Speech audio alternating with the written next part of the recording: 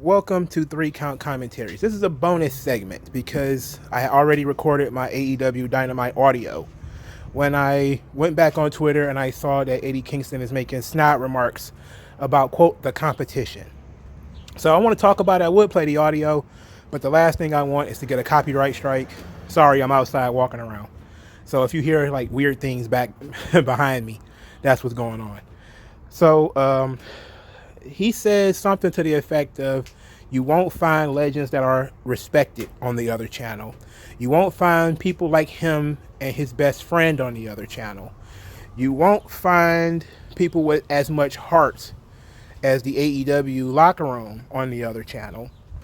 And that they do this not just for a paycheck, but because they love professional wrestling.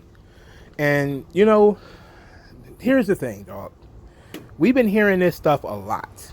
This stuff has been going on for 20 some odd years. I heard Shane Douglas cut almost this damn same promo in ECW in like 1998. All right. I've heard again and again the promotions that sign guys who are, you know, a little bit more underground, not as mainstream, what they call the outcasts and this kind of thing. These guys always find their place in wrestling, and then they always find a microphone somewhere in the building to say, we love pro wrestling, not like the Stanford where they just kind of like pro wrestling. We do pro wrestling, not sports entertainment. It's the same gimmick over and over and over again. It's catering to the marks. It is catering, and I don't just mean marks as in wrestling fans. I mean marks that believe that shit. Okay? Because if you just take bits and pieces of it at a little at a time, something like, you won't see legends that are respected, right? Didn't WWE just 2 weeks ago do a storyline lauding the legacy of the $1 Million Man, Ted DiBiase? They just did it, right? How about the Hall of Fame? How about all of the times that they built shrines to like Roddy Piper and Ric Flair and Dusty Rhodes? Do you do that if you're disrespecting them? No. This is ridiculous.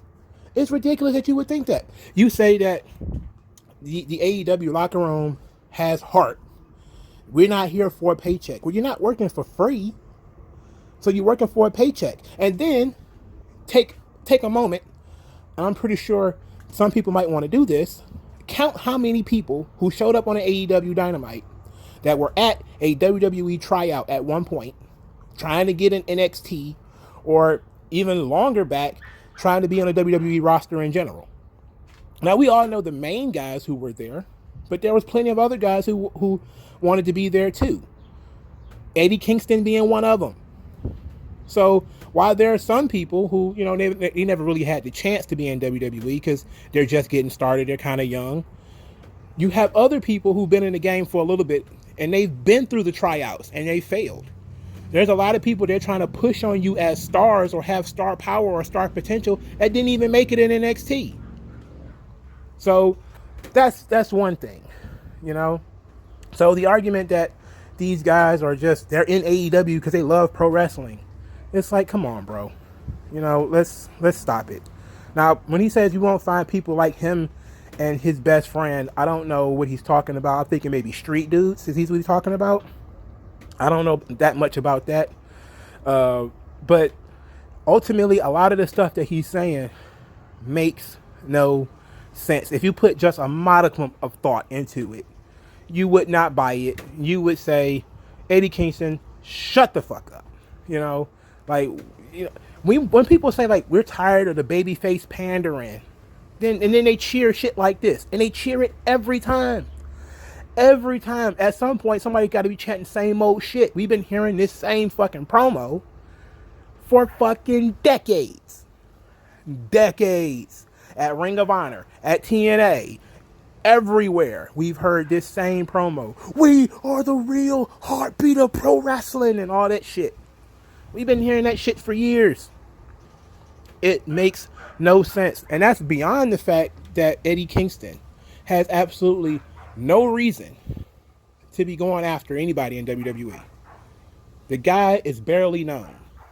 He's a star to a very, very, very small subsection of the audience. Very small subsection. So it's not like Chris Jericho is making this comment. It's fucking Eddie Kingston, a guy who's been in the wrestling business for like, what, 14 years, 15 years maybe? And hasn't made it anywhere. And I don't just mean he didn't make it to WWE. I mean, I've never seen him in New Japan. I mean, I've never seen him in Ring of Honor. I mean, I've never seen him in TNA. But he's been out there floating about for years. So you have to ask the question. Is it you or is it them? If you fail to make a splash anywhere, it's not them. All right? It's one thing if you fail in Stanford and you make it somewhere else. Then you can say, well, it's WWE's booking or it was their system or something like that. But when you've never made it anywhere, you can't blame WWE. It's you. And he's finally getting an opportunity. And instead of trying to make the most of it, he's going to go out there and run his mouth and cut the babyface promo that everybody wants to hear all the time.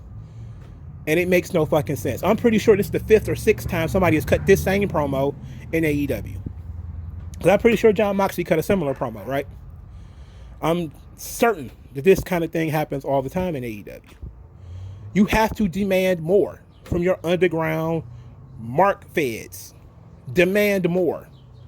Stop expecting the bare minimum of them saying the same shit people were saying in 1998. Demand more. If you're going to take shots, demand more. Put more effort into it. Put more heart into it. Put more truth into it. That's all.